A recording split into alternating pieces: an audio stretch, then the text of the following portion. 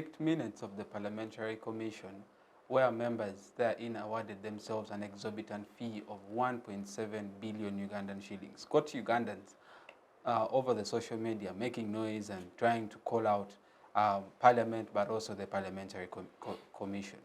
Today we discuss the scandal between Honorable Matthias Mpuuga and NUP, but also contextualize the aspect relating to corruption in this country. So joining me to discuss this wonderful and interesting conversation is a panel of distinguished ladies and gentlemen who will help us unpack the conversation. My name is Douglas Drake. I'm your host or moderator for tonight's conversation. Otherwise, ladies and gentlemen, you're most welcome. So in no particular order, I'll just quickly get to all of you, introduce yourselves as you deem fit, because I think I'm in no particular capacity to do so, because I know all of you are very eloquent and experienced in this field, and you'll definitely do a good job. So I'll start from my immediate right as I go to my extreme right hand side. Gentlemen, you're most welcome. Yeah, thank you very much, Drake, for having me, and my fellow panelists, a good morning. I'm Makana Kennedy, and I'm a journalist, but also a political activist from FDC Katonga. Yeah, regarding the Mpuuga and NUP saga, I would call it a saga, is that I think we are missing the bigger picture. We are looking at only the 500 million shillings, but we've left out all the money that has been going out all this while. All right. For example, the supplementary budget. No, quickly, we shall get into the nitty-gritties of the conversation later. For now, we just want to get the introduction. But thank you. I can see you're geared up to giving us the content of the conversation. Thank you. The lady on the show, you're most welcome. Thank you very much, Drake. It's a pleasure to be here once again. My name is Apili Cynthia Esther, a student at Makerere University Business School. And I'm very excited to be here, of course, as an analyst, as an activist, and as a citizen at bare minimum. Thank you very much, Drake, for having me. Thank you. We're looking forward to getting your insights and your discussion to the next conversation. Thank you. Gentlemen, welcome back again. Thank you so much, Drake. My name is Bushanda Godwin. I'm a student at Makerere University in my 4th year and a grandson of the Revolution government. Happy to be on the show. Definitely. You had to add that. I know you're a very staunch member of the bus, so we'll definitely also hear from your perspective, because I think a few years back the president said by 2026 we shall have no opposition in this country.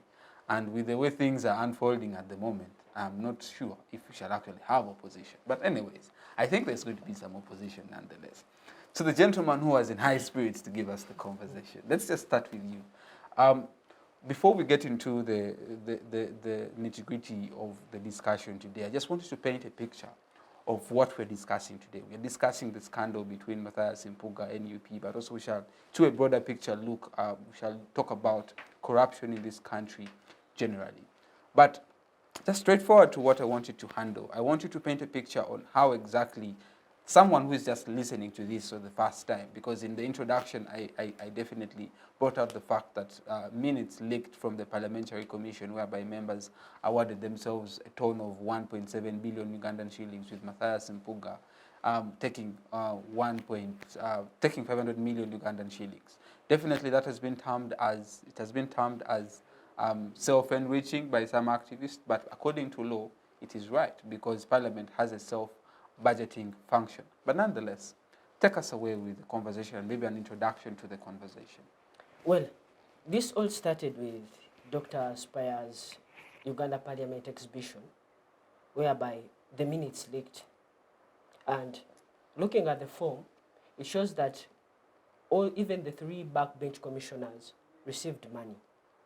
So, and you know, it's puzzling how only Matthias Mpuuga, Honorable, is the only one being, looked at, leaving the other 3 backbench commissioners who also reportedly received 400 million. Because like on CBS FM, Honorable Matthias Mpuuga said he has not yet received the money. And it's true, he has not yet received the money. Because yes, the Parliament of Uganda is under, I would say, a conflict of interest, because they decide how much they get, when, and where they get it from. However, it's still a long road. Though Honorable Matthias Mpuuga spotted out a few things in the NUP leadership, that show that the party is in a situation, I would say, of cohesion, division, because we are talking about two people leading a party, two strong men. Yeah. One from the Civic group, a staunch group of Baganda leaders, and one who came from grass to grace, I would say. So, calling Honorable Matthias Mpuuga a corrupt person is out of the way. He has not yet received the money, and he has been a staunch opposition person right from FDC. He led the activism for change, which most of you know as the walk to work. And so, if people claim that he received the 500 million, which people call them saving money, they should come with evidence. Yes, the money is coming. However, he deserves it. From my point of view, he deserves the money. He has been doing the work all this. Yes, I would say he deserves it. However, it came in a wrong way, because the Parliament of Uganda has no moral authority to give out money on its will where they want. But we should also look at the power that is given to the Speaker of Parliament. The power is too much. You call all these people, you convene a meeting, and you decide to give out gratuity service awards out of the blue. But on that point, see, the law under Chapter 6, which provides for the office of the Leader of Opposition, which Matthias Mpuuga served for approximately 2-3 years, provides Parliament with functions of self-budgeting function. So the money that is being awarded to Matthias Mpuuga, legally speaking, is lawful, because Parliament has the function to award its members. So it's to award its members the emoluments which they deem fit. So could then the argument be that we have a lacuna in the law, or is the law actually right? I think we have a glitch in the law. I agree he deserves the money. However, we have a glitch in the law. Parliament has a conflict of interest. I'll take you back in history when MPs were granted 20 million each during the COVID-19 period. It was wrong. Did they deserve this money? No. What was it for? I saw Honorable Solomon Siran, justifying that they had kids who were going back to school, they had to pay for transport, but it doesn't, all add up. The Parliament has no more authority to give out money to members of Parliament. It's wrong, and I totally disagree with it. All right. Okay. Thank you. That is your stand. That's my stand. All right. Cynthia, the argument of my brother Kenneth is it is wrong, morally wrong, because his argument stems from his moral belief and value, that it's not right for Parliament to go ahead and award emoluments, and yet we already have a staggering and suffering nation. As you make your introduction to tonight's conversation, I would also like to pick your insights and whether you think it's the right thing, because legally speaking, it is. But then maybe from the objective point of view, which would oftentimes be from your personal perspective, could be otherwise. But let's listen to what you think. Okay, thank you very much, Drake, for pulling me into that conversation. So first of all, I want to clarify, I think there is a reason as to why, when you were making an introduction of what we're discussing today, you explicitly said an exorbitant 1-point-something billion, right? Because the money is exorbitant in and out of itself. But I think even when there is legal justification for Parliament to do what it has done, it is hard to defend the same Parliament that trails on hooliganism. I think it's saddening that we feel people deserve certain amounts of money, and then we give them the obligation to budget for themselves. I think this is a body that for far too long we've had a lot of corruption cases indulged within it.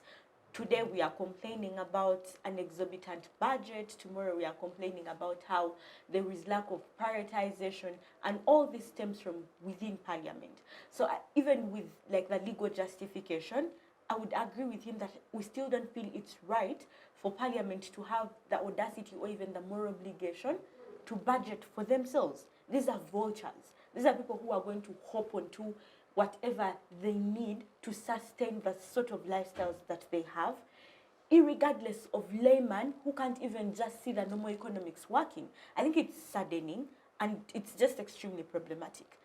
Had there been a proper system of accountability, I think it would make more sense that, yes, the Honorable deserves reparations for what he has done within government, what he has done for the people, just even by existing as an opposition leader and creating that sort of system of check and balance. Because I think opposition also thrives on being able to create a system of check and balance. And why NUP would maybe choose to take that particular stand, and I think this is where I'll differ with him a bit, is understand that this is, I think, by now would say it's the most existent opposition party, like that is really at tooth and nail of things like accountability for the people. So them taking a bold step is just trying to create the relevance that they are still an opposition party and they have principles that they stand for. I think that is what it just goes to show for. But at the end of the day, it's just to question how the legal system works and just to go ahead and show you that there needs to be a system of evaluation to create policies, to create laws, and to give mandate and power in a way that it's going to be utilized properly. I think we have a lot of things as a nation to prioritize. We have been complaining about how big the parliament is in and out of itself. This is just, I think, an infuriation to the people. It's going ahead to show how we do not have priorities as a country, how we do not have things like a check and balance system as a nation. People are going to continue self-sustaining themselves within a system that is supposed to benefit a vast majority of people, and I think it's extremely sad. Okay, so you much more like still opine with the submissions of my brother Kennedy, but then go ahead and exemplify the fact that we have a parliament that, one, does not have a check and balance. It goes ahead and has a self-budgeting function, which in one way or the other leads or culminates into the suffering of the citizenry. My brother Godwin Bushanda, let's speak about, I know you're a staunch member of the BAS, and the issue at the moment is the scandal now between Mpuuga and the recently formed party, the National Unity Platform, which is a recent party. Mpuuga was appointed leader of opposition when on the commencement of the parliament in 2021. And recently, he had to step down and then they appointed Joel Senyonyi. But upon his stepping down, he was awarded, yes, that 500 million Ugandan shillings as gratuity for the service he offered this nation.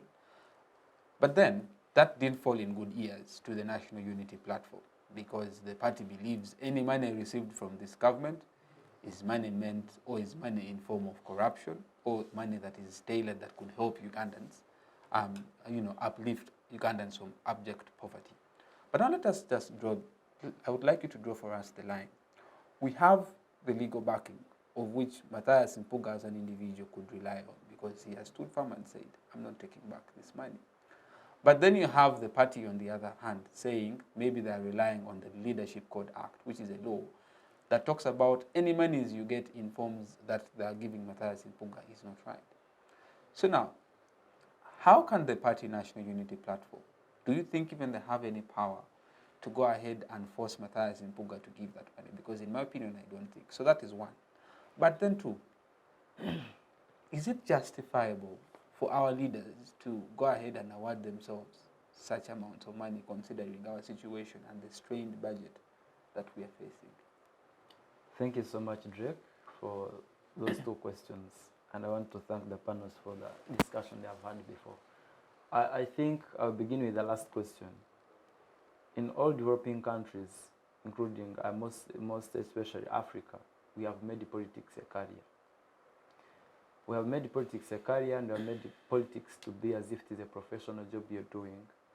And when it comes to professionalizing politics, definitely we shall have member of parliament or leaders awarding themselves a lot of money. That one will come definitely. Most of the people who are in that parliament, they are not there to serve people. They are there to get money They're there to get deals, connections, and all that. For example, we had the late Honorable Katorwa. When he was coming to Parliament, he said it clearly that Mumpe nanging ende. So his statement, people took it lightly, but it was very honest. You see, sometimes we get honest and want to. That's why I realized that Katorwa was not a politician, but he was very honest. That even his voters believed in him. Let's send him to go and eat, just like what others are doing. So it is not a surprise that the MPs can award themselves with a lot of money. They can have the gratuity and everything. That's not a surprise. Yeah. What can be a surprise to me is when they refuse to award themselves money. That could be a surprise. But I'm not surprised with them awarding themselves money, what and what. That's not a surprise. I have seen, to make a justification, I think Mpuuga getting the 500 million, and he claims, he says, actually not a claim, he says that on CBS that he has not yet received the money. He's waiting for the first installment or the first quarter to come and he gets the money. He has not yet received that money. So it means that whatever NUP discusses, it's an allegation in the first place. He has no money. So whatever we're discussing, there are rumors. And two, if the problem I have is not Matthias Mpuuga getting the money, the problem I'm having is how is the law treating that money. If the commissioners or the parliamentary commissioners sat down in a meeting and agreed that we're going to give, or we're going to have 1.7 billion being shared within ourselves, then Matthias Mpuuga is seen to be awarded 500 million. And when I heard from Chris Obore, the one heading communication parliament, he said this is a gratuity. It was discussed, but the question comes in: was this law tabled in the parliament and being passed by the members of parliament? It is actually, yes, because you have the parliamentary commission, which is a recognized institution in parliament. Definitely, but so, also you have the constitution, which is the supreme law of this country, under Chapter 6 that provides for the function of parliament, but also goes ahead and gives other parliament the mandate to make laws that would what? Make them award themselves as a movement. That's fine. If it is managed as fight by the law, and like Mr. Chris Obore talks about it, then I don't see any problem with Matthias Mpuuga having that money. One, it's not ending with Matthias Mpuuga. Even the current leader of opposition, Right Honorable Senyonyi, will have a share on that money. He'll get the 500 million at the end of his office. So I am not seeing, I saw very many former leaders of opposition on media lamenting that for me, even during my time, I tried to do this and they didn't even give me. I saw the former leader of opposition, Professor Ratigo. I saw Winnie Chiza. They were making the same statement. So from their discussion, they are lamenting that actually, for them, they didn't get anything, but Matthias Mpuuga has gone with 500 million.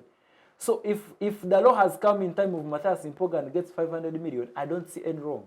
What's wrong is maybe if they had told me that Matthias Mpuuga got this money directly from the president, who is the President Museveni, then that could be corruption like they claim. But if it is a leadership from parliament said that this money is supposed to be given to the opposition, just gratuity. Even after Matthias Mpuuga, whoever becomes leader of opposition is going to get this money. I don't see any problem with that. All right, Godwin. Point noted. Yes. Any leader of opposition will come after Matthias Mpuuga to get that money. Yes, exactly. But then the position of the party, which Matthias Mpuuga comes from, is that any money is received from the government or from whichever form, it is against the party and it's a form of corruption. Drake, I want us to, you see, sometimes we discuss rumors. We have to discuss facts. Yeah. When you say that, but you have a party. Yes, you have a party that puts you in parliament. I agree. Yeah. This is the thing. If you say that the money that comes from the government, during government, is null and void, you don't agree with it. But then, the president of NUP right now still gets money. Are you aware of that? No, I'm not aware of that. Yeah, all MPs have the gratuity. I think they get money after when you have left. There's some money you get, still you continue getting that money. What I'm aware is you only get money when you serve more than 2 terms. No. But if you serve 1 term, I want you to be I want you to serve to see it very clearly. It is not about 2 terms, what and what. So long as you step in that parliament, you're supposed to get that money, and he gets it. You have NUP, which is part of iPod. True, false? True. It's who funds iPod? Is it NUP? Definitely not. It is the government. Yeah. Who passed that law? It was parliament. iPod, all where political parties come in a pool and they share the money. I want to see NUP, or I want to see the president, the Honorable Chagulanyi, saying that for us, we're not going to get this money from iPod because it's from the government. Then they can justify the reason of Mathias Mpuuga. But minus that, I don't want us to act hypocrites. We backbite people, but yet we do the reverse. I was listening from Honorable Chagulanyi from his interview with NTV yesterday. Yeah. He talks about the values. He was asked a question about the values of NUP. He talks about the drips. Said we have discipline. He talks about the ability, being reliable. Talks about patriotism. Talks about service. He talks about integrity. Mention. But all those values, there's nothing they have showcased. If it is discipline, they are indisciplined in the first group. In the first thing, if you have discipline, you don't have the moral authority to undress someone because he's dressed in yellow or in blue, and you undress those, and you saw that. They undressed women on the streets. Those are supporters of NUP. So there's no discipline. I want us to avoid that. If there's discipline, you have one Honorable Zake who thinks swinging on the tables of parliament is the way to go. That's not discipline. All right. Let me just hold you there. Yes. And I bring in Kennedy. You are now touching very interesting issues, which I think we need to listen in from the opposition party. Because you're taking it to extreme. But let's listen in from Kennedy. Kennedy, you are from FDC, but also you pay attention to what happens in the opposition in this country. My brother Godwin makes very succinct submissions as regard to the monies that Mathias Mpuuga received, which he says it's justified. So if it's justified under the law, then we have no more authority to go ahead and make noise for Mathias Mpuuga. But then the conversation that will still be online is, you see, Ugandans will still affiliate with the fact that the National Unity Platform says that you are not supposed to receive any money from the what? From the government, which is not your salary or any allowances that could be lawfully attributed to you. Now, the position of the party is firm. Mathias Mpuuga, on the other hand, is still backed by the law, of which he says he's not going to return that money if it comes, which he is justified not to do so. But then the party, on the other hand, says something different. But also from now the perspective of the opposition generally, do you think in any way or the other, if you're receiving gratuity, should that the conflicting interest between the party and the individual, yet you have the position of the law, is clear? So how can we balance those interests? Well, first and foremost, I would like to clarify what my brother Godwin has said. Yeah. That even the Right Honorable Joel Sonyoni will receive his gratuity. Well, that's wrong because, as I don't know whether you read the minutes of the committee meeting, it was a person to, I don't know how they term it, but person holder, something like that. Yeah. That means that if Right Honorable Joel is to receive gratuity, he should negotiate on his own. So this is only... Negotiating doesn't mean you can negotiate to get more than 500 million. Exactly. That's right. But the way you brought It doesn't mean that he's not entitled to get the 500. True or false? But for what? No, we are here for clarity. Basing on what law? No. Negotiation doesn't mean that he's not to get 500 million. Negotiation means that you can negotiate more than 500. Exactly. However, it's wrong. And before we come to that situation, we need to get away of treating this disease. This is a disease that's eating out our country. You know, recently, reports and expenditures have been coming out Yeah. of how the parliament is spending money luxuriously. You find like $5,000 for entertainment. Yet down there, if you go around Mulago, actually Mulago is enough. People are down. They don't have beds. The ICU machine is down. So we need a reset as this country. And I think we are missing the third party. Honorable Segona spoke about it this morning. There's what we call a property. Right now, NUP is in a situation of people of the property who believe in the party, people who believe in Honorable Mpuuga, and people who believe in Honorable Chagulanyi. So there are three people that we have left out, especially the third party. However, according to Honorable Mpuuga, he thinks he deserves the money. Does he deserve it? Yes, from my point of view, he deserves the money. However, it came through the wrong door. What's the right door? The right door, well, I also don't know the right door. However, the thing is, Parliament itself is, as I The right door is the parliament, administration. but Which have, door we are you have a talking conflict about? of interest. Yes, he spoke about the Parliamentary Commission, and that's the problem. Because if you check the Parliamentary Commission, apart from the 3 minus the 4th backbench commissioner, who was supposed to be Honorable Zake by that time, the other members were the clerks, the executive secretary who attended. Don't you think it's wrong? Just giving you 500 million. Mr. Godwin, you're there right now. Yes. Like, don't you find it funny for me to give you 500 million? It's not funny as long as it is illegal. Okay, the thing What's is, funny is getting money which now, is not illegal. I think now that's why I bring in Cynthia. Exactly. I want us now to take this conversation to a point of justifying whether it is right or wrong. Besides looking at the legal backing, the argument that I would maybe front, I would draw context from what happened in the United Kingdom, when also Parliament in the United Kingdom had that self-budgeting function, which was later on rectified with the PSA, that is the Parliamentary Standard Authority. Now, the Parliamentary Standard Authority, it was a check on Parliament self-funding itself and going ahead to give those emoluments in ways that are not justified. We are an economy that barely funds its budget. This year, the budget is we are incurring a debt of close to $13 billion as debt. Now, that alone, when you look at a honorable member like Mpuuga, an individual who is still going to receive salary as a sitting member of parliament, in my opinion, isn't right. But legally speaking, as a lawyer, I would be objective and say he's justified to get that money. But from the perspective of someone who is not a lawyer, but someone who is suffering in this country, we need to put our priorities straight. And that is why I'd like to bring you, Cynthia. The self-budgeting function of parliament, but also the aspect of people once they get in power, or even in various institutions of our government, people award themselves huge amounts of money. Is that going to be the paradigm that we see running across not only parliament, but any other institution? Because corruption in its own self, besides what is happening with Mpuuga, seems to be eating up institutions.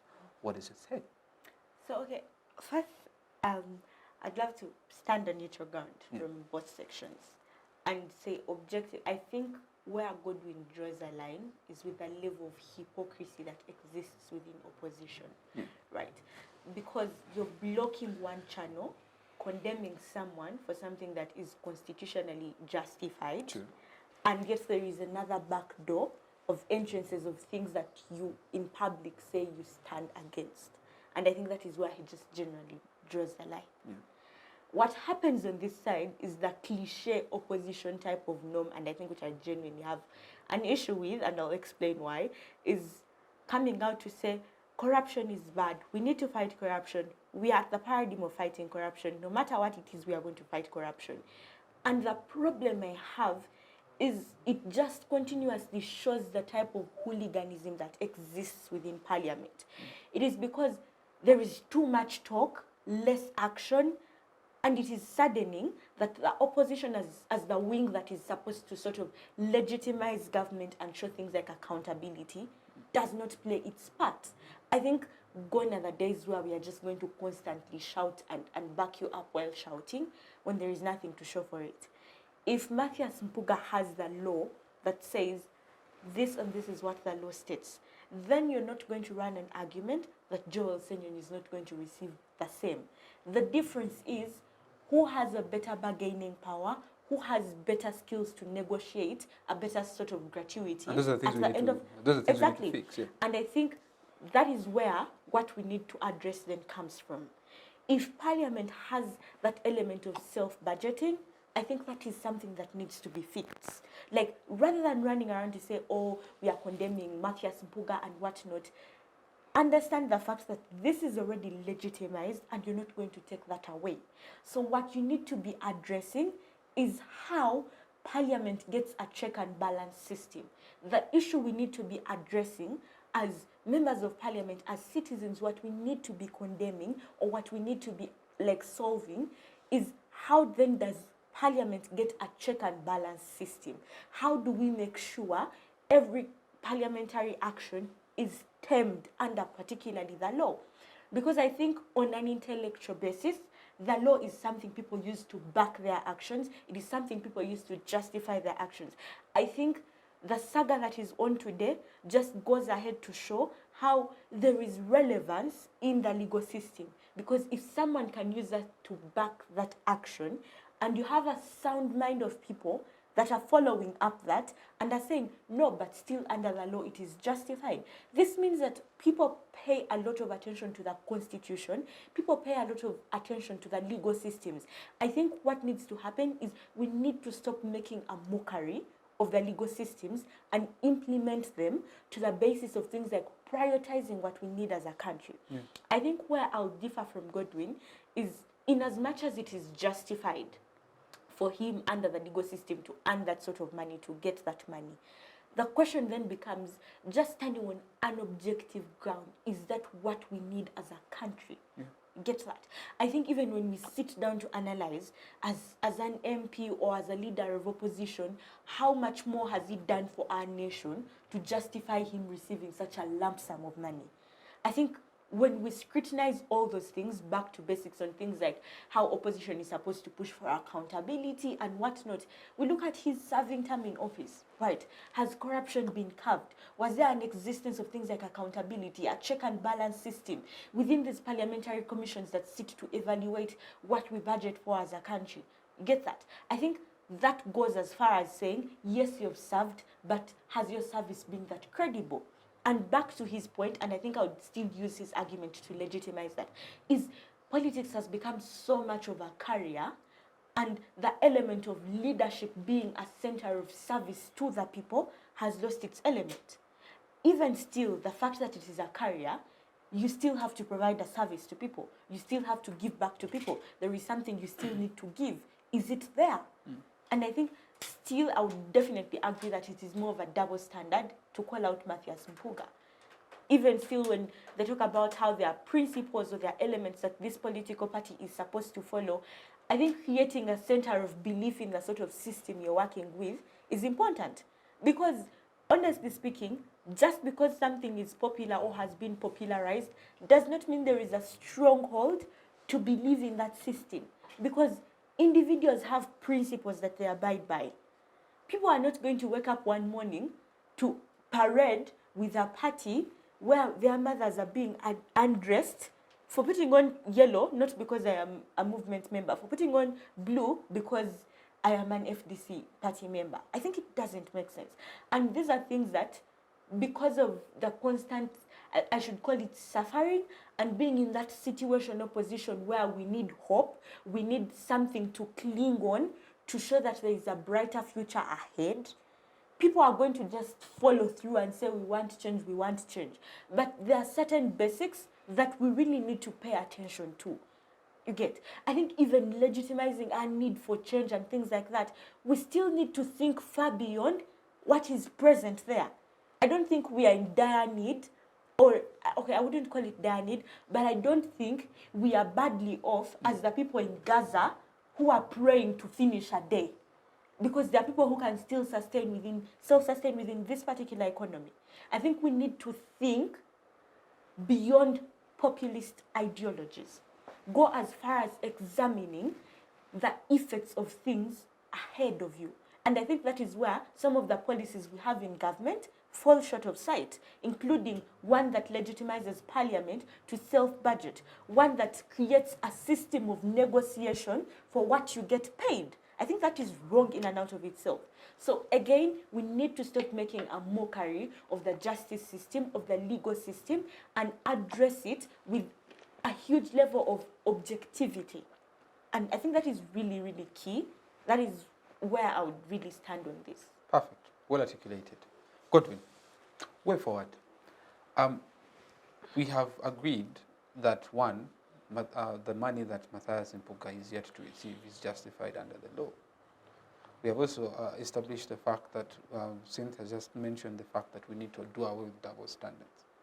Now, I suggested that we can possibly rely on what the United Kingdom did with establishing the Parliamentary Standard Authority, which was intended to help check Parliament with its self-budgeting function. Is that something we can adopt moving forward to help streamline our Parliament? Thank you so much. I think I'll make this comment later, but I'm going to first with your question. The issue of the 500 million to Matthias Mpuuga is not the debate. The debate is politics within NUP. But just that is a spark. But that will be a discussion later. So now, to your question, really we need that. I agree. But now, the so-called opposition, de facto opposition actually, we don't have opposition in this country. That one I can just fight and have the reasons to be understanding. We don't have opposition. We have a situation where the whole nation has hopes in opposition, which reaches in Parliament, and then works with the government. Which is okay. Which is very fine. But work in government in which we have all that. The PAC is headed by opposition. Kosase by opposition. But now these people, you look, for example, I'm going to use an example that we have the Auditor General, we have the IGG, we have all those things are there. But now, where the Parliament has the power is that even if you're Auditor General and you want to audit Parliament to its best, you think you have time again to justify your budget. Because it's the same Parliament is going to pass your budget. So the Auditor General is so scared. Now, if I attack this Parliament so much like this, will I get my budget? We have ministers who are scared of their policies not being being passed by Parliament if they go through of what is taking place in Parliament. We have a problem with IGG, the same issue. So where the Parliament has the budgeting authority, where everything is done in Parliament, then it brings a very, very big problem. Even the Kosasa and the PAC you're seeing, which were headed by some people of this gentleman's party, they did absolutely nothing apart from being in deals, and they get money and they keep quiet. So it means we need the parliamentary standard unit, like you said, in what happens in UK. But how do you bring this in context? How do you set up such a committee that is in line to put question to Parliament, that you provide accountability to the public? That's now, because at the end of the day, even if you set up this commission, it will need again the budget to be helped or to be provided, and the Parliament is going to be in line of that to pass their budget. So I think we have, it is upon the Member of Parliament to first have their personal beliefs they believe in and discipline. We do have a lot of indiscipline in that Parliament. So whatever thing you're going to bring, and I said it at the beginning that in the situation where developing countries, where we professionalize politics or we make it a career, it's even very hard. In UK, you're talking about UK politics is not a career. Yeah. It is leadership. It's not. But in this country, Uganda, politics is a career.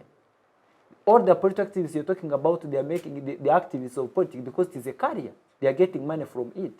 There's nothing they are addressing in line to leadership. They are addressing politics. And because I'm going to address politics, I'm going to get donors, they're going to fund me. You show the public that you're opposition.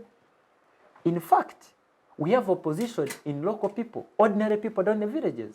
But the elites, the elites who are in Kampala and elsewhere, who seem to be opposition in the faces of the villagers, we're actually betraying the struggle of opposition. It's me, if like just people have already said that NRM gives money, that's a trick of Museveni, that's the best trick because I think he's a genius in politics. I don't need tear gas I don't need to arrest this man here, yes, Kennedy, because he's an elite. I just need to give him 100 million, he keeps quiet. But I need to arrest an opposition member in the village because one, that opposition member in the village has connection with those people. He can make a mobilization. This gentleman here, if he goes back to Rukunji, cannot raise even 50 young people to go on the street. He can't. He is not there. But he seems to be the pioneer of Rukunji in Kampala, in young people. But still he cannot raise 50 young people. But someone who is just making bricks in that village can raise 200 young people who can make a strike. So we have betrayed. We elites, we are the betrayers of this country. He's talking about opposition, but he's an elite. And he told me he was one time a journalist. He quit journalism. I don't know why. He'll give reasons, maybe on media or elsewhere. But the reason he doesn't have to do. But the thing is, why he thinks, you see him, he's very young, he's from Katonga, which is a pressure group. It is not a logical group, it's a pressure group, and he knows how they went to Katonga. So his aim is, if you got someone buying him out, this gentleman here tomorrow is not going to be speaking again on the media. Yeah. That's the target of elites. And we young people are making this clear. I myself am not excluding myself because I'm young and I'm educated. This is what we are doing. But we want to victimize the villagers' opposition, to be arrested, to be abducted. Because for them, we think this is the opposition. Yes. They have the resilience. They have the justifiable cause. But these people, they don't have a justifiable. The only justifiable cause they have is, how do I eat, how do I survive? And if I'm government and I address your issue, you shouldn't disturb me. May I will deal with the others, but for me, I will deal with you. So the problem I'm seeing, we need that unit like UK has, but you're versing the UK with Uganda, where Uganda, the whole economy is a gig economy. The whole economy is it is informal. The whole economy is where politics has become a career and a profession. He's here. He did journalism, but he quit journalism and he's a political activist. He made it clearly.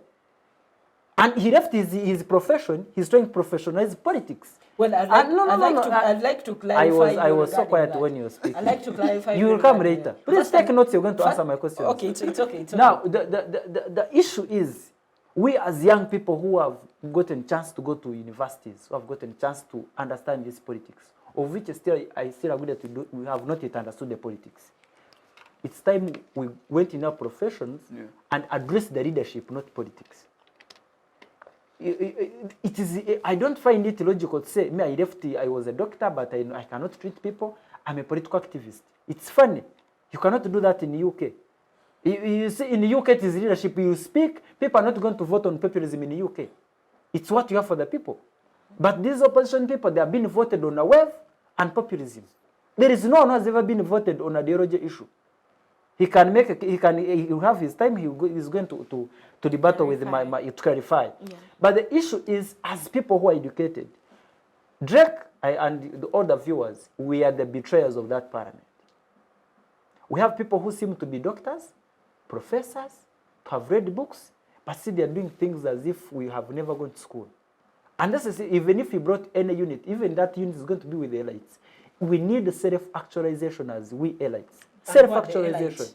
What are the elites that you're talking about? You yourself, you're inclusive, you quit your job and you're a political activist. So the whole issue is, we as educated people or as elites, like his people in parliament, the FDC people in parliament, they need to have self-actualization. Don't address the issue. The problem is that when you reach parliament, you want to address the issue of a political party than the issue of to people. The whole thing is I'm addressing NUP. I'm addressing FDC. I'm addressing NRM. I'm NRM, but then I don't find it very ethical to be a member of parliament, NRM, and you're on the floor parliament. You're saying, I'm addressing issues of NRM. Which issues are you having? NRM, you're surviving because of the people. NRM cannot survive without people. I expect you when in that parliament to discuss the issues that affect a common Ugandan. But even this opposition plus NRM, there is no member of parliament who discusses the common issues that affect these Ugandans. What they're discussing, they will bring policy that even these villagers actually don't understand. One thing. And there's a time I had on Capital Gang on Saturday, Semujunganda was the Honorable Semujunganda. And he made it clear. He said, now you see, he was telling Ofono Pondo. He said, Mr. O, the problem we have is that the parliament, how it is structured. Before even you stand up to say any grievance you have with this country, say you're thankful before you begin. You say, Right Honorable Speaker, thank you so much for giving me this opportunity. So whoever goes there, and these people have been there for year in, year out, but there's nothing that's changing. Parliament furniture. Exactly, parliament furniture. You find them having dinner. You find them going for parliamentary games in East Africa, in Rwanda, which is okay, I have no problem. But you're going for parliamentary games, you have not addressed the issue of hospitals, you have not addressed the issue of education, you have not addressed the issue of Karamoja, you have not addressed the issue of security in this country, but you're just giving parliamentary games a priority. Because you're addressing your own issues, you're not addressing the issues. And you're going to see these MPs are going to be in those villages now because we are almost going to elections. They're going to go back there and start saying, the government has done this, but you've been there for 15 years. You have not showed anything that you have fought the government and you have failed to achieve so that you can mobilize people. So, but the issue of 500 million is not the issue. The issue is about NUP and Mpuuga. And I think I will make that clarity before we end this show. But one thing I want to say is we as young people are educated. He's here, I'm here, and Cynthia is here, even yourself, is that we don't need to, we shouldn't betray this country. The leadership we need, the issue down that the Ugandans need, the Ugandans don't need NUP, Ugandans don't need FDC, Ugandans don't need DP, Ugandans don't need NRM. What Ugandans need is self-actualization. And this can be done by all of us. All right. Okay, Thank you. Jack, I think I'll just use 1 minute to have a supplement on something he mentioned that I think is really key. The element of professionalizing and making politics a career and why it is extremely problematic. I think it's very important that as elites or as people that have professions prior to entering politics, they are maintained. This is extremely important because there are policies within parliament that don't require the hooliganism and shouting, but the basic understanding, right? So that means if you're, for example, a doctor and you're stepping into politics, it's not going to be a career for you. It's an act of service, it's an act of leadership. This means that if, for example, what happened during COVID, you're able to push for policies in the healthcare system that makes sense. You're able, for example, to allocate within budgets to show what is essential within the health sector as a leader that is a professional doctor. If, for example, I'm doing leadership and governance, I'm able to go to parliament and direct policies that aid the common man. I give a sense of direction and I say, since you're a doctor, you feel this is what needs to happen within the health sector, I'm going to professionalize that in a sort of leadership system and how policies should work. I'm going to show you this is maybe short term. You need to think of something in the same line that is still going to work in the long run. It is important that people maintain their professions and maintain what they study for and let politics be an element of service towards your profession. I think this is why when people are applying for fellowships or for postdoctoral programs, you're putting the element of your profession and how your profession helps you to serve people. And I think this is what is extremely important, and that is an aspect that Godwin tries to push forward for. It is not just about politicizing the whole system, criticizing government, talking about accountability. What are you doing as an individual for the people you're representing? You don't only represent Just NRM information, as a party. 30 seconds, Drake. You see, let's 30 seconds. I know he is going to rebut, and this is important for him. You remember when we had, of recent, had MPs boycotting plenary sessions because of people being abducted. And the Right Honourable Speaker, Anita Among, warns them, says, if the law, if you miss 15 sittings, I'm going to recall you back. You're going to go back to your constituency. If that's how by the way, it was a best test to see who is opposition and who is not opposition. The each time they saw that actually they were going, they were almost going. And Anita Among used to count. The Right Honourable Speaker said, today there are 6 sessions, 5 sessions, 7. They all came back. One thing, they boycotted, people were not released. True or false? Up to now, people are still arrested. They were not released.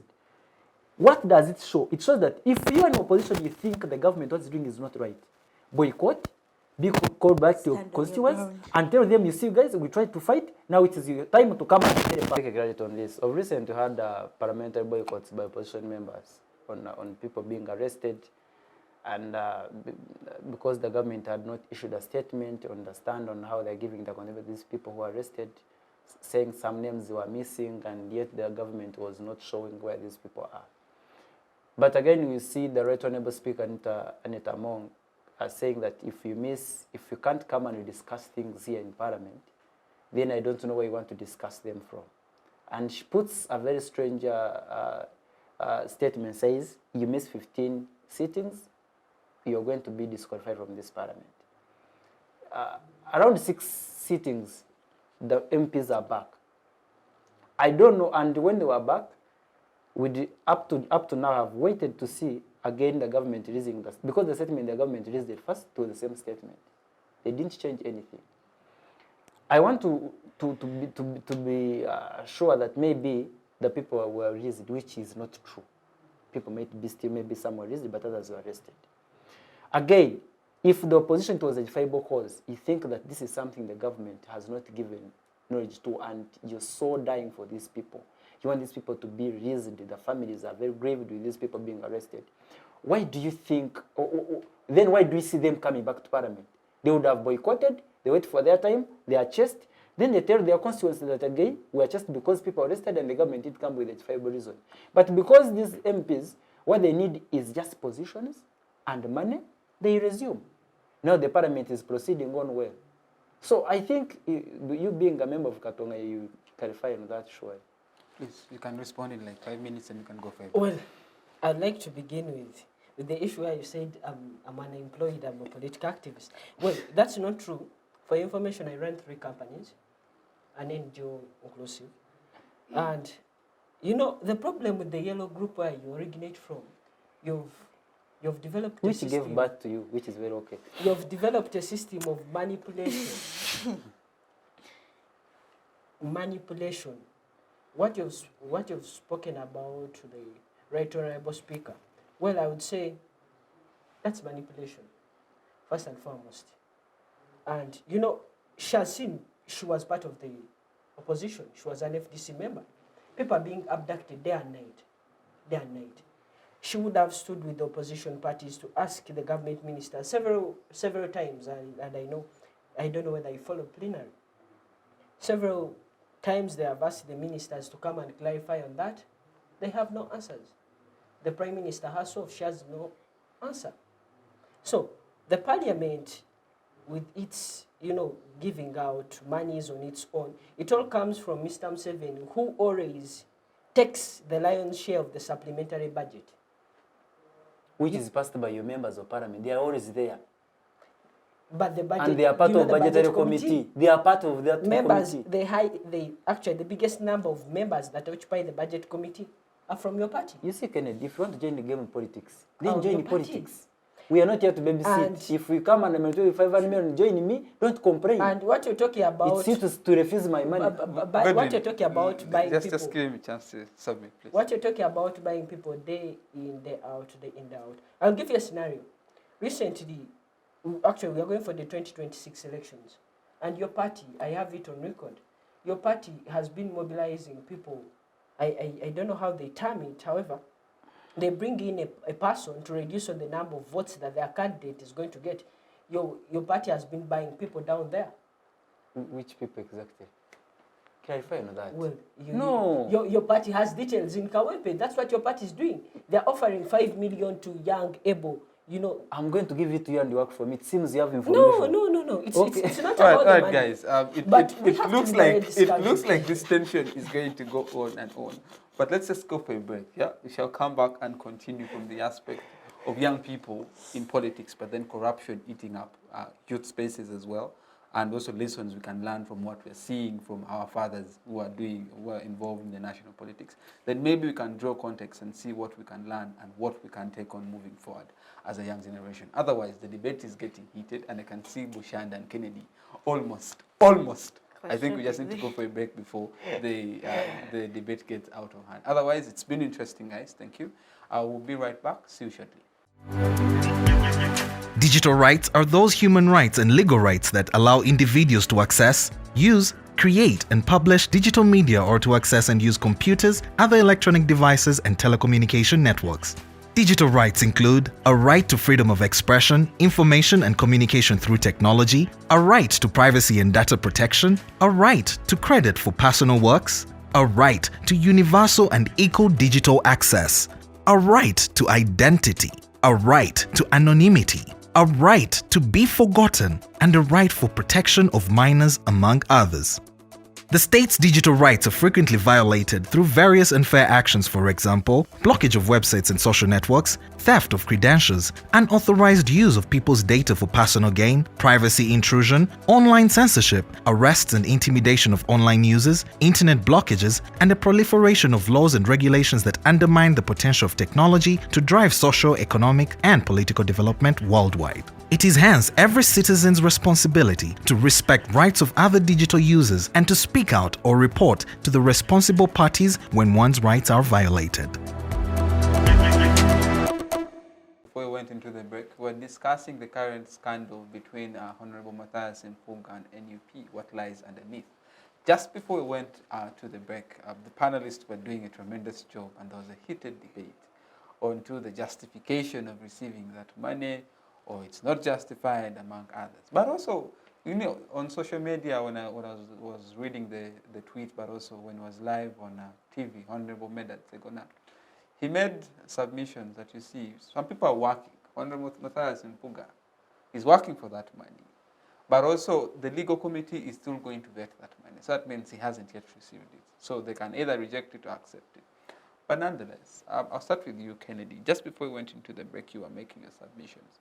But I just want us now to start from the point of looking at what lies underneath young people in politics and the vice of corruption that is greatly eating our country and eating our motherland. Maybe you could start your submissions or your discussion from the perspective of highly monetized politics and its effect on our economy. Well, I like to draw my point from my friend Godwin. He said that politics now is a career.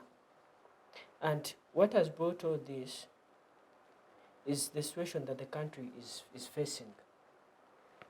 Right from the head, Mr. Museveni, who has broken every system, whereby you find even the UPE no longer works because of poor funding. Sometimes the money is there, but it's eaten. So,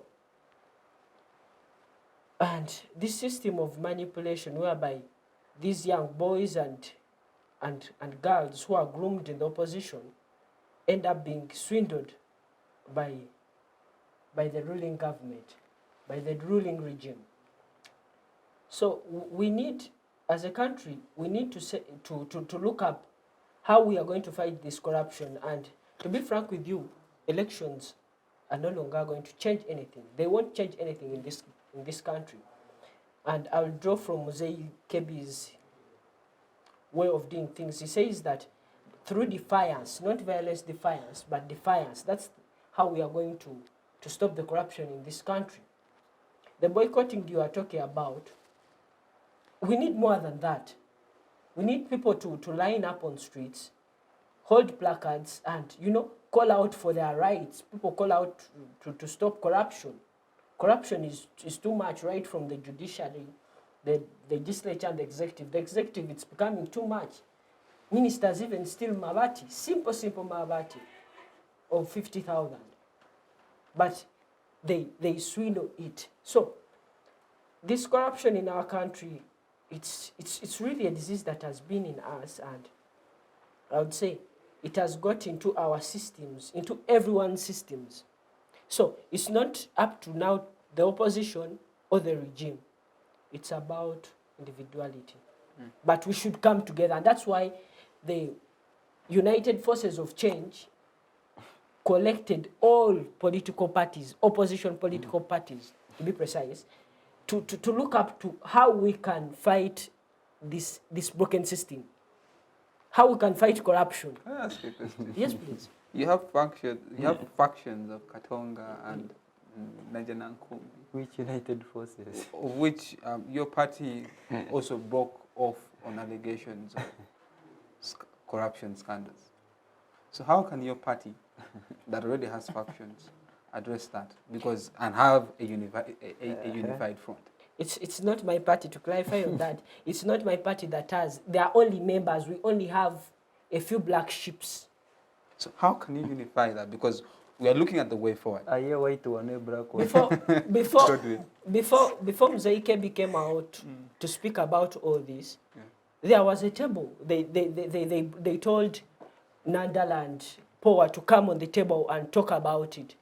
These people were not ready to bring it on the table. Okay. Cynthia, I am on the aspect still of monetized politics. And I would like you to address that as well.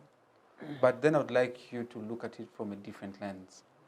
The lens of whether the monetized politics is actually the core cause of all the lack of strong-willed and persons with integrity in politics, or could it be other reasons?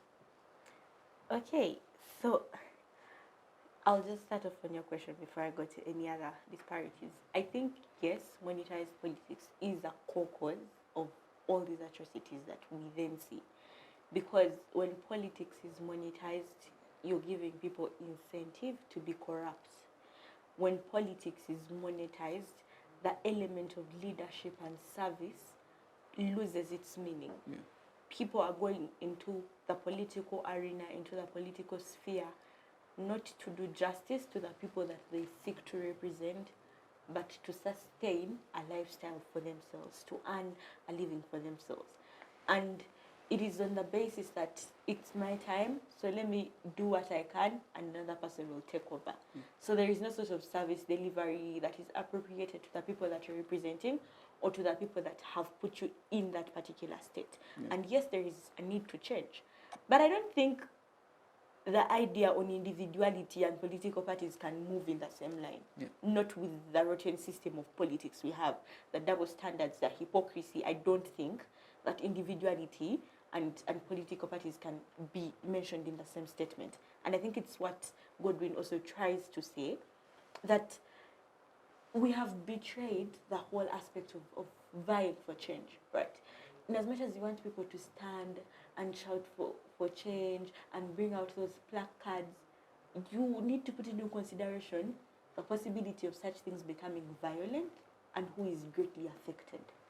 These people have the will, they have the desire, they have like the push to advocate for that change. The problem is you're constantly putting them in the face of danger that you're not on the front lines for. And it's sickening. You want to talk about how NRM has the will to maybe manipulate people and buy them off. In the very first place, I think how manipulation is able to manifest itself if someone's principles within that particular party do not actually mean anything to them. I don't think you're going to be able to manipulate or change someone to lose their principles, to jump onto the next boat that comes if they believe in them. That is why to this date you will have FDC Katonga, very soon you'll have FDC Kwania, you'll have FDC Lira. And that is just how it's going to be. A constant division because the principles you advocate for are not things you stand by. You get that? And that is where the world has just, I think that is where politics in Uganda or even within low developing countries has just gone to the dogs. And it's sickening, it's problematic because you constantly trade, you constantly build your fight off of people's emotions, off of people's desire. That is what you call manipulation. It is sad. These are poor people who have a strong will to fight for something. They have a strong will to push for things. They don't own mansions. They don't own bodyguards. They don't move in convoys. No, they don't. They are suffering. They are ailing. You have people in northern Uganda. You have people in Tororo region. People are... It's really sad because these are people who are healing from war, are seeking peace, are seeking a sort of relief. They are seeking a livelihood. They want to be able to sustain themselves at the bare minimum, be able to feed their children, to educate their children. You're using the things that they need to push for your own agendas. You're using the things that they need to portray your relevance in a state, to legitimize your opposition. And I think we're having just a conversation as the cameras were off, right, on that aspect of individuality vis-a-vis political parties. His claim was that opposition doesn't necessarily have to be political parties. It is on individual basis, which is still right. My problem is you're gratifying and glorifying people's individual initiatives to push for change and branding them under political parties. And this is extremely wrong. If, as a person that has gone to parliament on an FDC ticket, you're discussing what policies and what agendas FDC needs to push, but you're not addressing a health center for in your constituency that does not have the bare minimum of medication, that does not have the bare minimum of standing nurses and doctors to treat people. It's sickening. That is just bogus politics at this point. Right. I think even when Bushanda says people are just are like maybe involved in career politics and whatnot, the problem is what you're doing even on bare minimum is not politics, because bare surface of politics is in as much as you're bad, in as much as you're doing the worst of the worst, because you need buy-in from people, there is that 1, 2, 3 things that we are going to acknowledge you for, because you need that push to get back into parliament. But you're constantly preying on people's desire to change the situations they are in. And I think even just on democratic levels, that liberty and free will for existence of multi-party systems can be blamed partly for what is happening. Because we are supposed to sort of legitimize the existence of multi-party systems and create an opposition that pushes for a check and balance system. We wouldn't have a problem with NUP calling out Matthias Mpuuga if whatever their principles align with was straight and in purpose. You get that? But that is not what we have, on a sad note. That is not what we have. I think in as much as we want to discuss NUP, that is a party that has just been birthed, even to the basic line of FDC. Look at how trashy politics in FDC has become. You have people who are being bought out, political parties like FDC that have been in existence for such a long time, and the people within these parties are not young, particularly, like those in parliament are not that young. These are mature people.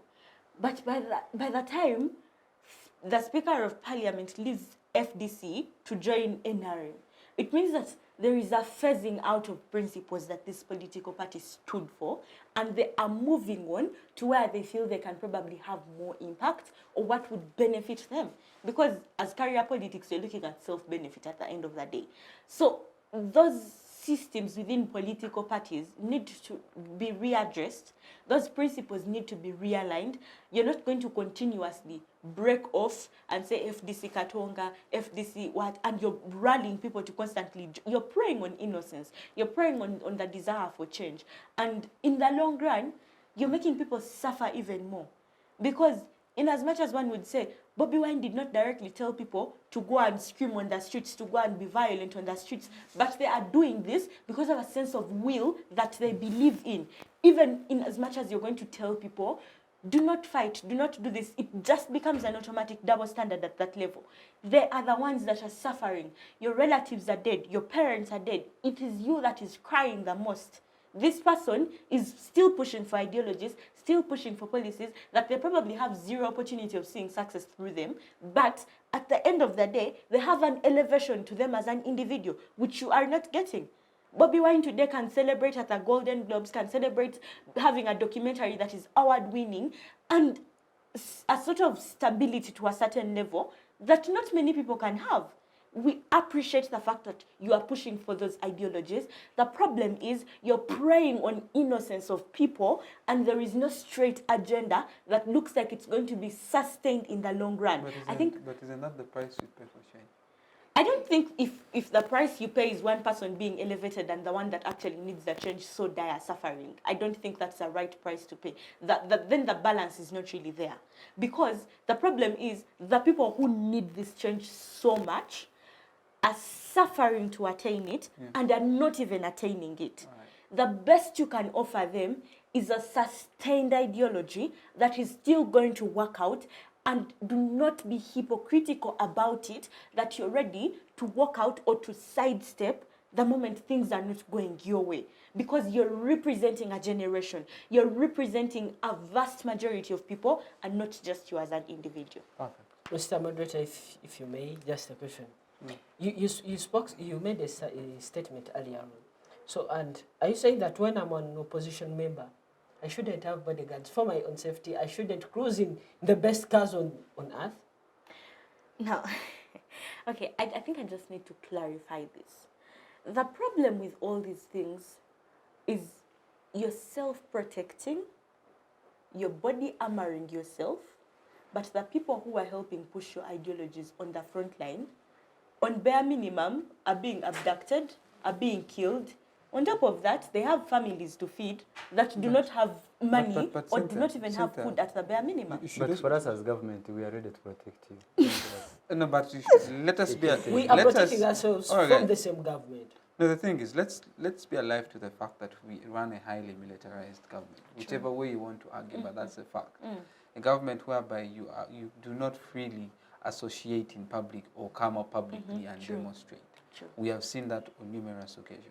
I think the justification that you could maybe relate to that or to his question is the fact that we run a militarized government, and these individuals who are the ideology bearers need to be protected because numerous times, on numerous counts, they have been victims to torture. Okay, no, I acknowledge that. I definitely acknowledge that. But I think my buy-in, to use that as an example, is there is a need for sustenance of those ideologies.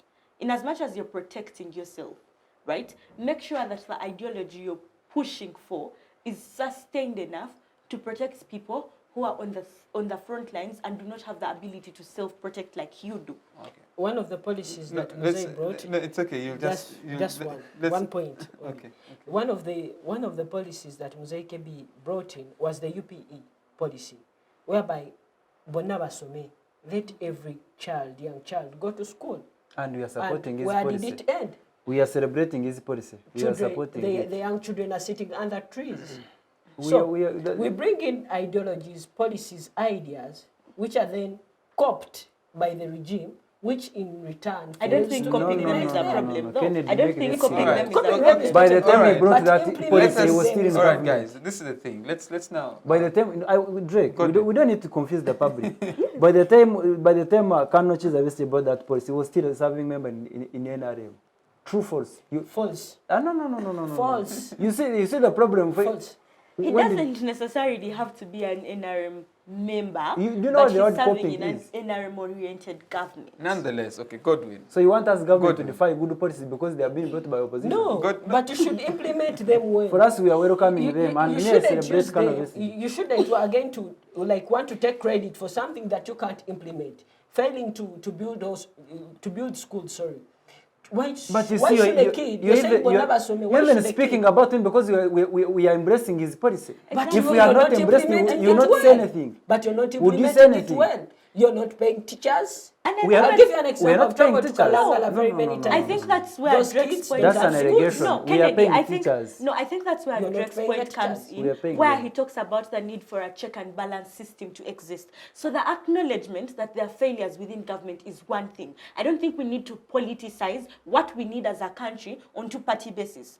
And that is exactly, you're bringing back the point where parliamentarians are going to parliament to push for FDC. You are jealous because you are supporting the policy. Not really. All right, Godwin. Not really. That's not the biggest all right. Let's set some order. Godwin, young people,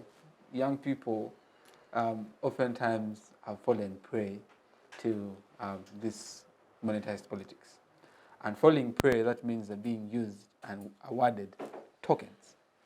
And those tokens, you find young people are putting out their lives there, and in one or the other, it has become a pattern in many young people who are pushing agendas just because you have awarded them or given them like a smaller 100,000 Ugandan shillings, 200,000 Ugandan shillings, which in generations to come may have an effect when we become the leaders that we say that we are the leaders now.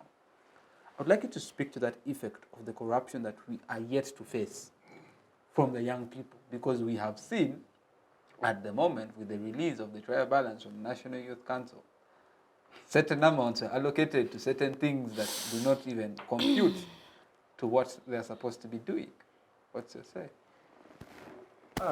One thing I want to make it clear to the public is that as government or as NRM member, I should not be blamed because of your individual deficiency of integrity. If I called you, Kennedy, and I gave you 500 million, don't criticize me that it's Godwin who gave me money and I did this. if it means you don't have anything to stand for. So that one, I don't want us to again blame and blame and blame.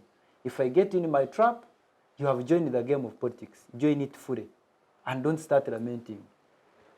And about the young people in politics, I think the People Power movement started in 2016, I think, when we told you Kwatako. Is it 2016? 2017, told you Kwatako.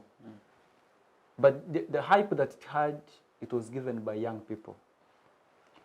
And now we reach a time during almost the 2021 elections, around 2020, the People Power movement now starts looking for getting a political party, becoming a political party. That's why it gets NUP. The young people who are giving it hype, who had mobilized this country, they were definitely kicked out. Then you see the DP block where the Right Honorable Mpuuga, the Honorable Segona, Honorable Mwangi Chivumbi, and many others, they are bedwanikers clinging on NUP. And the young people who were in Kampala mobilizing and all over the country, they were kicked out. Why? That one shows that these people, however much we may say that we trust them, they are leading us, but they have their selfish interest. And they have used us young people as a driving factor. That for me, I will just wake up in the morning, get Godwin, we say mobilize, but I don't know the ideology behind your mobilization, what you want and what are you looking for. But mind you, by then when People Power movement was among the young people all over the country, they had justifiable reason as to why they're supporting People Power. I even wrote an article, I think in the magazine or something. They had a justifiable reason, and they thought it was time for them to show their reasons being brought to government.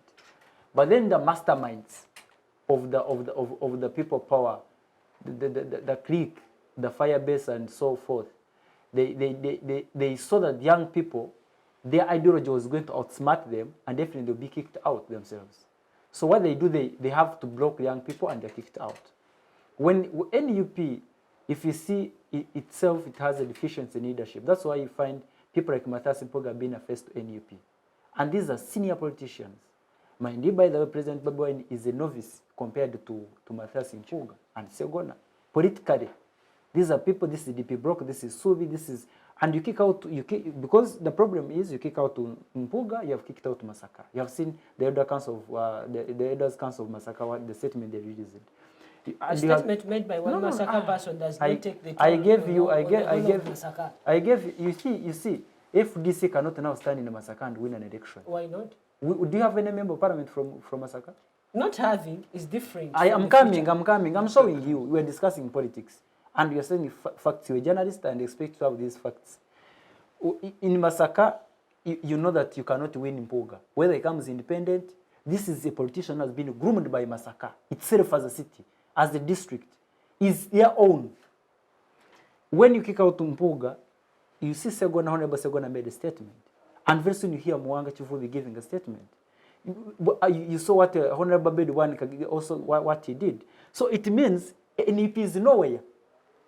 The only person you have that you can trust is Senyonyi, who is a novice in parliament. And when you start beating Mpuuga, you're not going to get support from opposition. These people are going to sit back, they watch Senyonyi, and the Honorable Senyonyi is going to fail at the end of the day. So whatever is doing, this is bad. Whoever advised the President Chagulanyi, it was a very bad advice. But coming to your point, young people, the problem I have, and him and myself and everyone here, we support parties where we don't know even their primary ideologies. He's in FDC, but he doesn't know why FDC was formed. I'm in NRM. I know a few. Even some people who are seniors in NRM don't know why NRM is there. And by the way, Kanochiza Besigye knows the reason of NRM more than any other person. But because he was there when NRA was formed and NRM everything, he cannot outsmart his policy. That's why you see people like Amama Babas after leaving NRM, they want to come for political, but they come back and say, me, I cannot leave movement because it's me who made the movement. And how do I leave movement? This is my party. You see the Lieutenant General Tumukunde is also back. So you see, the whole issue, that's why I always tell people that we don't have opposition in this country. The Kano Chiza is talking about, he's just showing people that it's opposition, but he's not. He's not. and he's never. That one you can debate and even agree with it, but is not. Me, I've heard him speaking several times. The time when there was a function in Kazo, in Western Uganda, and he said, "You people, I always hear you telling me that I hate Museveni, but there's no one who loves Museveni than I do. I was his personal doctor.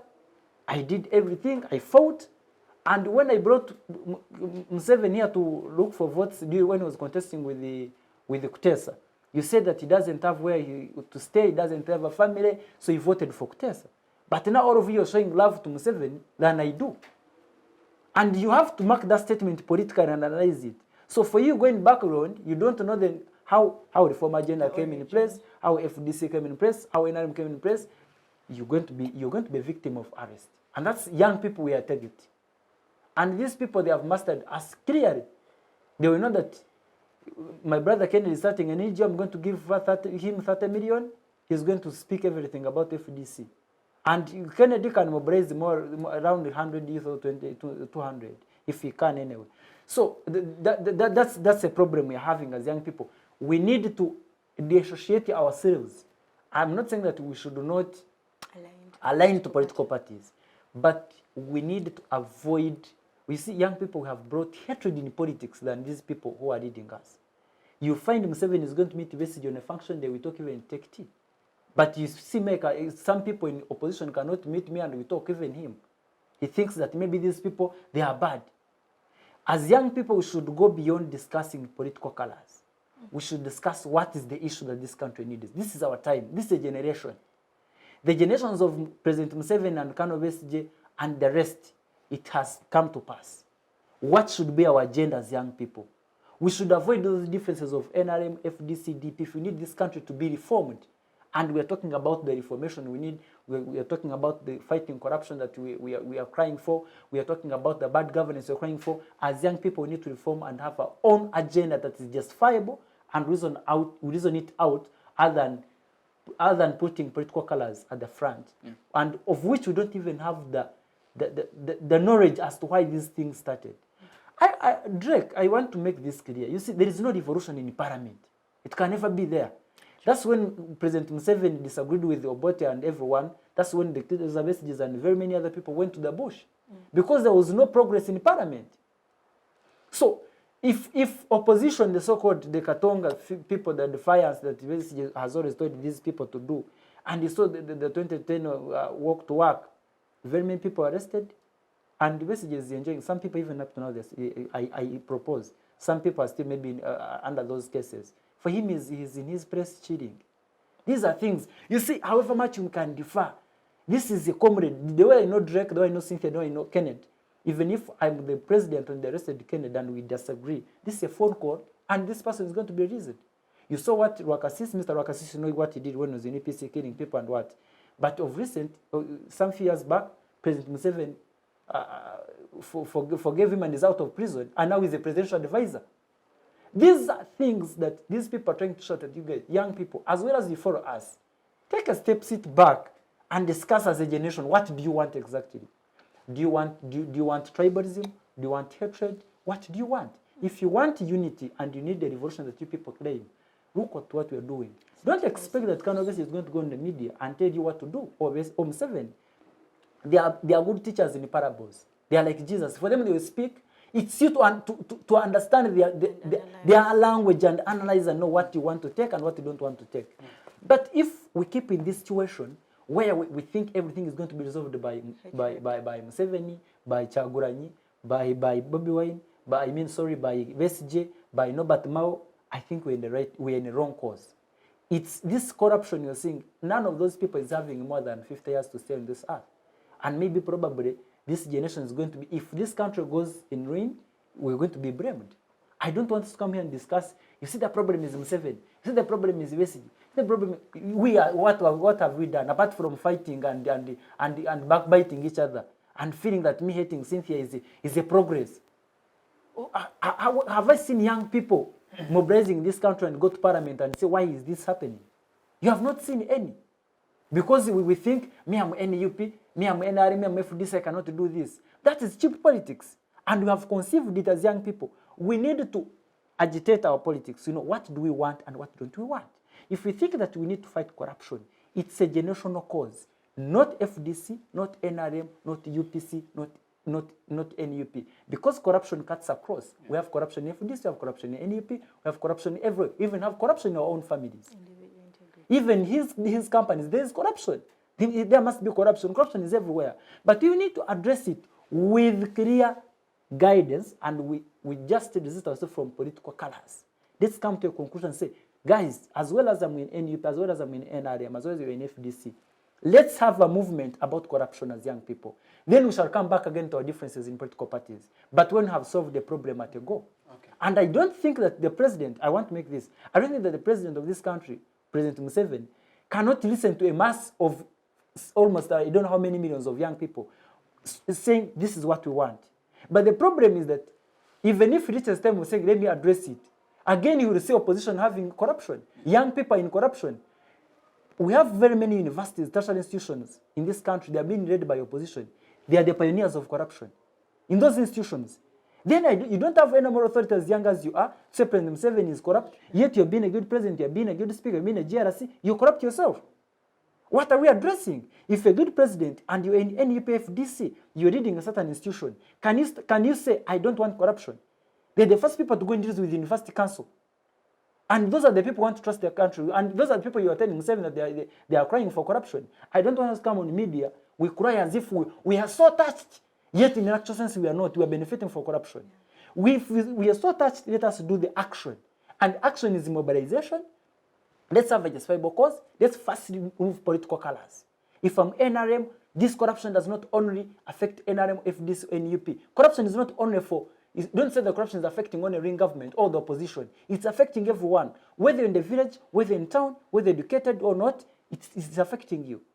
Even just near getting out of this gate, you see corruption coming in. But so who will receive the corruption? Corruption does not tell who is NRM, who is DP. It's high time that young people will realize and know what we actualize ourselves, self-actualization. What do we want? The issue I have, Drake, we have been in these institutions. I'm a student. The so-called people say, there's a movement of Kunga, you know, in NUP. The people asking, is it, Bobo tells people to go on the streets. It is Kunga. You don't know Kunga is led by Nyanzi. Mr. Nyanzi is the one who leads Kunga, Uganda.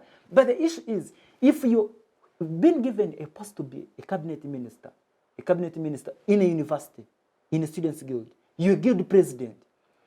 At the same time, you cannot account for 15 million that the guild is giving you. You don't have any more authority. But whatsoever, tell me that this country is dying of corruption, yet you corrupt yourself. What are we addressing as young people? I don't want us to disguise this public and the government and say, you see the problem, corruption has killed. Guys, I think as young people, we have also come to accept that corruption is the way to go. But if we think it's not the way to go, let's first have a clear organization, kill the political colors, come to an alignment, and know what to front. All right. We are reaching towards the end of our show, but my brother, maybe if you have responses, you can respond and then give us your concluding remarks, and we can do the same with the rest of the panelists. Well, I like to put it on record. No one hates Museveni. We don't hate Mr. Museveni.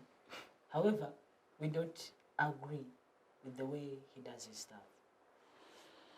We like him as a person. We love his family. We love him. However, we don't agree to how he runs this country as his family, maybe as his cattle. So you can't have 82 ministers running a country with state ministers inclusive. They still Marathi. There is a way they use the roads. If you've met ministers, they push you with their lead cars. Some don't even have lead cars. They have lead cars and they do that.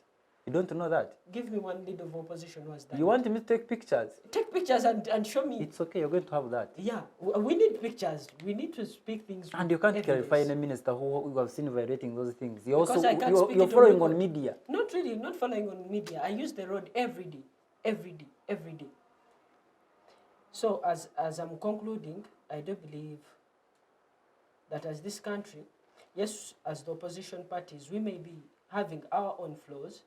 However, but the regime has failed this country, the government has failed this country through the poor service delivery, the things that would have been put on the first on the first lane are then considered, are put like on the second lane. We don't need heavy military, we are not in a war. However, we need better medical services, we need kids to go to school, get better education, and even looking at Uganda's currency, I don't think that where we are heading to, parents may need to take their kids abroad because, well, what are we into? A dollar is clocking 5,000. How many can afford their kids being abroad apart That's from the your problem. grandfather? That's the problem. It's not about... And what are you addressing? Is that education you're talking about? Parents are going to take their kids abroad here, they can't even manage. Because and you're the complaining. government has failed to What are you provide talking to get about? for them jobs. Your uncle is abroad. You think everyone has that capacity? No, not everyone has their capacity. That capacity. For us as But the government, we are not saying that you take your children abroad. But then you we are trying to make sure that even the one in Rukunjiri where you come from, who cannot get a chance to come to Kampala, can still access the education. That's what we are advocating the basic for. education. That's what we are advocating Then you say that you want not be contradictory. Godwin, I want a Uganda whereby I don't need to go to Gulu or Arua and I see a kid sitting under the tree studying. I need a Uganda whereby a father does not walk 4 kilometers to access better medical services. That's the Uganda that we are advocating for. That's the Uganda that I want, and I believe that's the Uganda that you want. But your government has the capacity, your regime has the government, the capacity. You've been in power for 40 years. But what have you done? One, we have the worst roads in Africa, if I'm not mistaken. You're mistaken. You're mistaken, actually. The worst roads. No, withdraw that statement because I won't withdraw my statement, and I stand on... You have the worst roads. Kennedy. You have the worst roads. You can travel from here to Rukunjira and you don't find any pothole. You don't know that? We had the NAM and G77. When did you last go to Rukunjiri? We had the NAM and G77 summit, and you know, there is a way you decorated this country. I would call as it conclude, Kennedy. Yeah, let me conclude. You decorated this country with flowers, the fake smiles. Minister Chris Badium was told us to smile. Yeah, and you had to smile, yes. And well, see where it has led us into. But you smiled and the summit is okay. Tended well. Well, apart from getting titles, I'd like to say that your government, the regime, and the junta have failed this country. And we shall continue advocating for better services through defiance, since the Electoral Commission and the electoral process is under capture. And I believe one day we shall... But you have your MPs being... and I believe one day we shall liberate this country. The country is liberated. Thank you. We shall definitely want to liberate this country. You have been all out to Kennedy today, but it's been an interesting debate. I appreciate it. Kennedy, thanks for those brilliant submissions. Cynthia, concluding remark. Okay, so I just have one genuine problem with how, on a collective level, opposition political parties sort of have similar terms to refer to things. And I think if we continue to have that mindset of the state is under capture, your government, NRM government, so which government are you under? I think the first level of change is acceptance of the situation in which you're in. And that is when you're going to be able to want to change that situation. Those statements of your government, it is your government too. You're in it. By the time people like Kizza Besigye, the Miriam Matembes went to the bush to fight, it was beyond a political party. It was beyond reasonableness of NRM. It was as far as love for my country. It was as far as the need to create change in a system that had outlived its importance as they believed. So for that to happen, you need to stop talking about the government like it's an alien to you. I think it is okay to criticize, but for as long as you as Kennedy keep playing the blame game, like a Kizza Besigye that is over 40, 50 years, it is you that suffers the consequences the most. It is not about, you're doing this, you're doing that. What are you doing on individual basis to advocate for that change? So I think my 2 cents about this particular engagement is, as young people, like he says, we need to reach a point of self-actualization. Number 2, we need to redefine what our prospects are as young people and what we want as young people. Actually, far from what we want. I think there's a difference between what we want and what we need. I think we need to redefine what it is that we need as a nation. And then we need to own our country. We need to love our country. We need to be willing to do what it takes to change the face of the country, even when it means sitting on a table with people you don't agree with on an ideological level. I think even when you don't agree with like certain ideologies, there is still a common ground where people meet. That is why if Kizza Besigye can push for UPE, Museveni is able to implement it, because these policies are not bad. I don't think everything that comes from opposition is bad and everything that comes from NRM is bad. If you don't give yourself the space to panel it, the space to be able to come to a common ground, you are not Museveni, you are not Kizza Besigye. The problem is, why I was talking about sustained ideologies and why he says we follow things whose ideologies and whose origin we don't know, is because if I am to ask you the things you're pushing for under FDC, you realize that there is a sort of linear difference with what Kizza Besigye pushed for. They are extremely different. His problems and why he would say the government failed him are different from you. So I think if there is one element that pushed you to join FDC, for example, a principle and not necessarily a policy, hold on to that, grab onto it to give you a bargaining power to start to discuss relevant policies of your nation with people of the same mindset.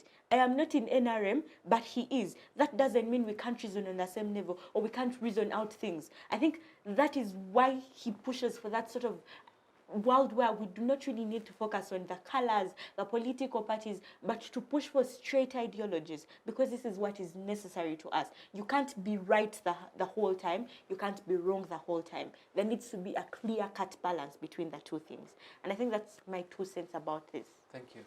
Godwin. One, I want to tell our viewers that as government, we really, he wishes that every parent can take his or her child abroad education, but for us, take it again. okay. Like I told you. But for us as From the beginning.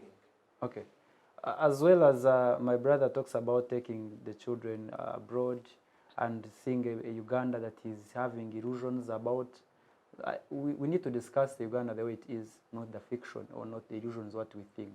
Don't just wake up in the morning and want Uganda and just 1 year to be UK. That's where I differ with some people. Development is a progress, or Drake. It's a progress. It's not just like we have grown up. None of us started the way we are. Well, all the way from when we were still 4 years, then here we are. So development is a process, and it is you have to be patient, yeah. As well as you know that you have glitches in education or in health sector and not like you said, but we are trying our best. We are doing it well. What we have not achieved, it's going to be achieved. And my worry is that in years when we have achieved education and roads, we may not have any other aspiration of opposition because we have nothing to address. So because the issue has been education, health, and roads, and he can travel from here up to Rukunji without facing any dust. If you've ever gone to Western Uganda, I think you have ever seen that. So I think as young people, what we need, this country doesn't need any UP to progress. It doesn't need FDC, it doesn't need DP. It doesn't even need maybe NRM, I can say. What it needs is just people believing in their country and have self-actualization. The issue I have with people is almost saying that, you see, I don't need to be a president to provide progress to this country. Neither do I need to be a member of parliament. Neither do I need to be a chairperson of C5. I just need to do what I'm supposed to do that thinks this country can progress. If you think you have your money and you can invest, you can do an investment and employ people. Do you need to first talk to the president for you to employ people? Definitely no. I think what we can revise, what as young people should be discussing now, how are the laws that are in place affecting us in maybe in coming to the economy? And that's a discussion we'd love to have, yeah. So that we discuss that.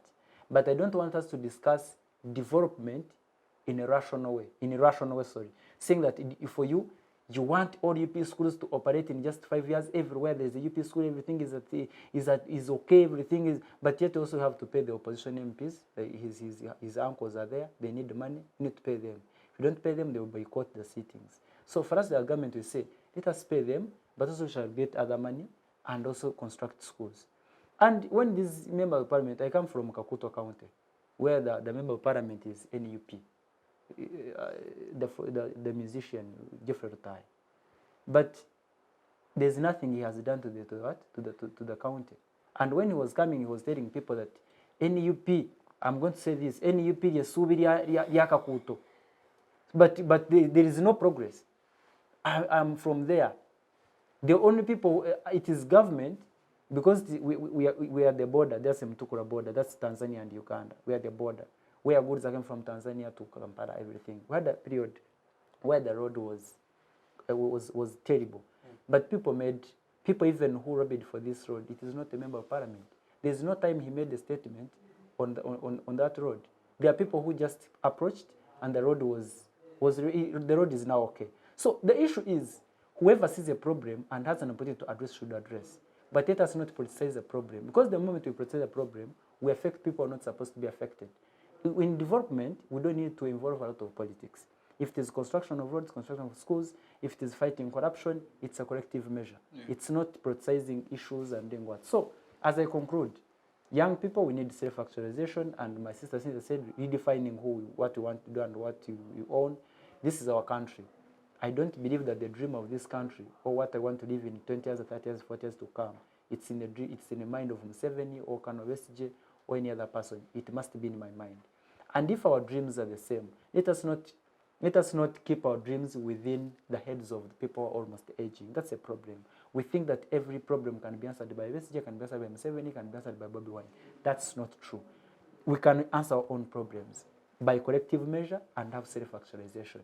So that's my parting shot. Thank you, thank you. It's been an interesting debate. Today we've been discussing the current situation or the current scandal with Honorable Matthias Mpuuga and the National Unity Platform, what lies underneath, but also on a broader perspective, we looked at corruption at a broad sense. But it's been a wonderful discussion. Thank you to Bushanda Godwin, Apili Cynthia Esther, and Makana Kennedy for the brilliant submissions in tonight's discussion.